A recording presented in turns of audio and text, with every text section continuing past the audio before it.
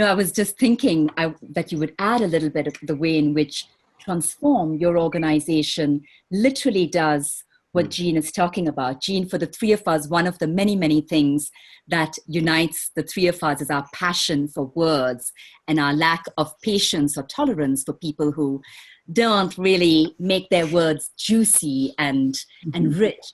And so it's just, we're surrounded here, Jean, by both sculptures, which are living pieces of the remythologizing of culture and development, which are produced by your fellows and students.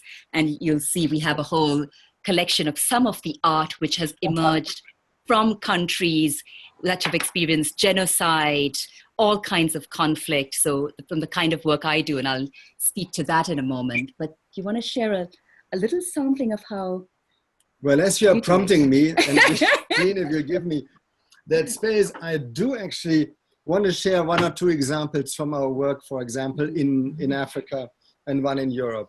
Here's something that may give an expression of how we try to re-mythologize culture, how we bring culture in. This is coming from Zimbabwe.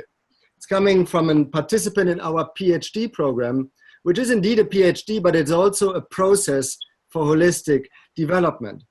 And the young man, Tapua is his name, who created this and showed this at the viva of his PhD, his totem is a baboon. And you see the baboon here. His business is construction, and you see a wheelbarrow.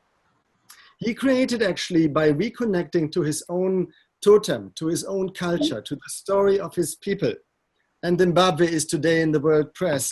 He created a new form of entrepreneurship that is infused by Ubuntu, the guiding philosophy in Africa. He called it Afrinpreneurship.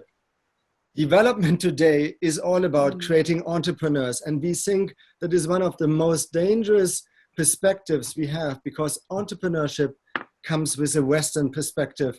And he said, as long as entrepreneurship in Zimbabwe is not rerouted in African, Zimbabwean, Shona, Ndebele culture and creates a community-oriented form of entrepreneurship, Zimbabwe cannot renew itself. It can only follow in the trap of imitating the West. And this is just one example. I have many more here, like, for example, this calabash of knowledge creation, a fusion of an indigenous symbol, the calabash in Africa, with a model on knowledge creation, which comes from Japan, re-Africanized, if you so want, which created a model for an African enterprise and later also for an economy in Zimbabwe to rethink knowledge creation in African terms. So this continuous infusion of Western models in a locally authentic way is one way of re-bringing culture back into the space of personal and societal renewal.